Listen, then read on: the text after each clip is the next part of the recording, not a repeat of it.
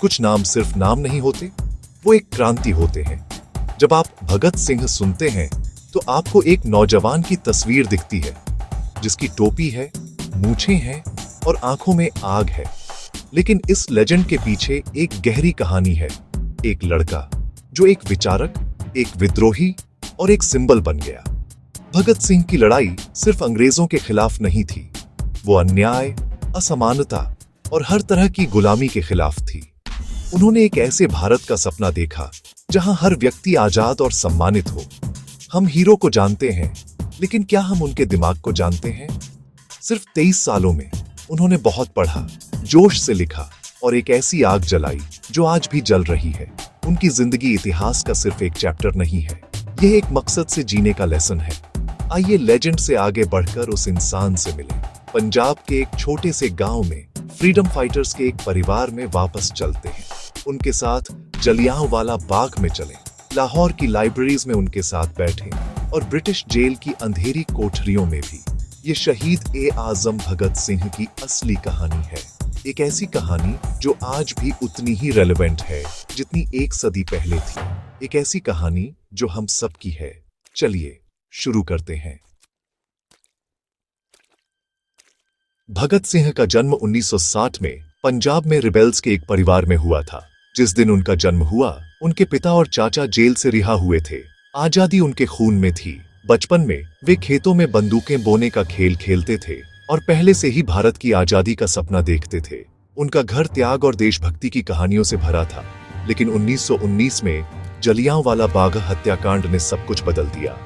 सिर्फ 12 साल की उम्र में भगत सिंह मीलों चलकर अमृतसर पहुंचे, उस खून से सनी जमीन पर जहां सैकड़ों लोग मारे गए थे। उन्होंने उस मिट्टी की एक मुट्ठी ली, न्याय के लिए लड़ने की एक साइलेंट ओथ। उस दिन एक रेवोल्यूशनरी का जन्म हुआ। जलियांवाला बाग का दर्द उनकी जिंदगी भर का फ्यूल बन गया। वे तब तक चैन से नहीं बैठे जब तक उनका देश आजाद नहीं हो गया। खेतों में खेलने वाला लड़का अब नहीं रहा, उसकी जगह एक मिशन वाला नौजवान खड़ा था। भगत सिंह की यात्रा सच में शुरू हो चुकी थी। क्रांति के बीज बो दिए गए थे। भारत कभी वैसा नहीं रहेगा। नेशनल कॉलेज लाहौर में भगत सिंह का दिमाग दुनिया के लिए खुल गया। उन्होंने मार्क्स, लेनिन, ह्यूगो पढ़े, आजादी और न्याय के आइडियाज को अब्सॉर्ब किया। सुखदेव और चंद्रशेखर आजाद जैसे दोस्तों के साथ उन्होंने भारत के भविष्य पर डिबेट की। उन्हें एहसास हुआ कि पॉलिटिकल फ्रीडम तो बस शुरुआत थी। असली क्रांति का मतलब था गरीबी, जाति और नफरत को खत्म करना। वह हिंदुस्तान रिपब्लिकन एसोसिएशन में शामिल हो गए, जिसका नाम जल्द ही Hindustan socialist republic association HSRA कर दिया गया। उनकी लड़ाई एक सोशलिस्ट भारत के लिए थी, जहां पावर लोगों की हो। भगत सिंह सिर्फ एक पेट्रियट नहीं, बल्कि एक विजनरी बन गए। उन्होंने लिखा, पब्लिश किया और युवाओं, किसानों और मजदूरों को इंस्पायर किया। उन्होंने तर्क दिया कि असली आजादी का मतलब हर तरह के एक्सप्लॉयटेशन से मुक्ति था। क्रांति सिर्फ अंग्रेजों को भगाने से कहीं बड़ी थी। यह एक न्यायपूर्ण, समान समाज बनाने के बारे में थी।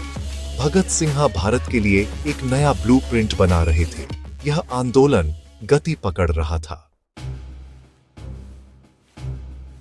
1928 में साइमन कमीशन ने भारत का अपमान किया। कोई भारतीय सदस्य नहीं, सिर्फ ब्रिटिश। विरोध प्रदर्शन भड़क उठे। लाहौर में लाला लाजपत राय ने इसका नेतृत्व किया। ब्रिटिश पुलिस, जिसका नेतृत्व जेम्स स्कॉट कर रहा था, ने शांतिपूर्ण प्रदर्शनकारियों पर बेरहमी से हमला किया। लाला लाजपत राय गंभीर रूप से घायल हो गए। उनकी मौत से देश हिल गया। भगत सिंह और HSRA ने बदला लेने की कसम खाई। उन्होंने स्कॉट की हत्या करने की योजना बनाई, लेकिन गलती से जॉन सॉन्डर्स को मार दिया। संदेश साफ था, भारत के युवा चुप नहीं रहेंगे। पोस्टरों में लिखा था, एक नेता की हत्या का बदला ले लिया गया है। ब्रिटिश साम्राज्य को चुनौती दी गई थी। भगत सिंह निडर प्रतिरोध का प्रतीक बन गए। क्रांतिकारियों ने अपनी उपस्थिति दर्ज करा दी थी। लड़ाई एक नए फेज में प्रवेश कर गई थी। सॉन्डर्स की हत्या के बाद भगत सिंह सिर्फ हिंसा से ज्यादा कुछ चाहते थे। वह राष्ट्र को जगाना चाहते थे। योजना ऑपरेसिव कानूनों का विरोध करने के लिए केंद्रीय विधानसभा में हार्मलेस बम फेंकना। 8 अप्रैल 1929 को भगत सिंह और बटुकेश्वर दत्त ने खाली जगहों पर बम फेंके, जिससे घबराहट फैल गई, लेकिन कोई नुकसान नहीं हुआ। उन्होंने इनकलाब जिंदाबाद के नारे लगाए और अपने मकसद को समझाने वाले पैम्फलेट्स बिखेरे। भागने के बजाय उन्होंने आत्मसमर्पण कर दिया। यह उनका असली स्टेज था। मुकदमा उनके क्रांतिकारी संदेश को फैलाने का एक प्लेटफॉर्म बन गया। उनका लक्ष्य बहरों को सुनाना, भारत को जगाना। असेंबली बमबारी अपने सबसे बेहतरीन रूप में पॉलिटिकल थिएटर थी। देश भर के अखबारों में उनके शब्द छपे। भगत सिंह के आइडियाज लाखों लोगों तक पहुंचे। क्रांति अब विचारों का आंदोलन था। दुनिया को सुनने के लिए मजबूर होना पड़ा। ब्रिटिश अब आजादी की पुकार को नजरअंदाज नहीं कर सकते थे। भगत सिंह ने खेल बदल दिया था। राष्ट्र इंस्पायर हो गया था। जेल भगत सिंह की यूनिवर्सिटी बन गई। उन्होंने इनकलाब को परिभाषित करने के लिए अदालत का इस्तेमाल किया। सिर्फ हिंसा नहीं, बल्कि न्याय और समानता। जेल में उन्होंने राजनीतिक कैदियों के अधिकारों के लिए लड़ाई लड़ी। एक ऐतिहासिक भूख हड़ताल शुरू की। हड़ताल 2 महीने से ज्यादा चली। जतिन दास 63 दिनों के बाद मर गए, जिससे राष्ट्र हिल गया। अंग्रेजों को कई मांगे माननी पड़ी। भगत सिंह ने पढ़ा, लिखा और अपनी कोठरी को एक लाइब्रेरी में बदल दिया। उनके निबंध जैसे मैं नास्तिक क्यों हूं ने डॉगमा को चुनौती दी और क्रिटिकल थिंकिंग को इंस्पायर किया। उन्होंने तर्क किया कि सच्ची क्रांति का मतलब हर जगह अन्याय से लड़ना था। उनकी जेल डायरी विचारों का खजाना बन गई। जंजीरों में भी उनका दिमाग आजाद था। भगत सिंह की असली लेगेसी उनकी निडर बुद्धि थी। वह विचारों की क्रांति तैयार कर रहे थे। उनके शब्द उनके शरीर से ज्यादा जीवित रहेंगे। अंग्रेजों ने भगत सिंह, सुखदेव और राजगुरु को मौत की सजा सुनाई। 23 मार्च 1931 को उन्हें गुपचुप तरीके से फांसी दे दी गई। उनके शवों का रात में अंतिम संस्कार कर दिया गया। भगत सिंह ने अपने अंतिम घंटे लेनिन के बारे में पढ़ते हुए बिताए। मुस्कुराते हुए मौत का सामना किया। वह फांसी के फंदे पर इनकलाब जिंदाबाद का नारा लगाते हुए चले। अंग्रेजों ने उन्हें चुप कराने की कोशिश की, लेकिन उनके विचार और मजबूत होते गए।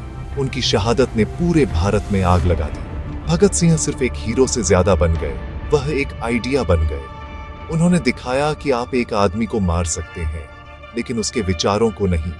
एक न्यायपूर्ण, धर्मनिरपेक्ष और समान भारत का उनका सपना आज भी इंस्पायर करता है। वह हमें सवाल करना, अन्याय से लड़ना और मकसद के साथ जीना सिखाते हैं।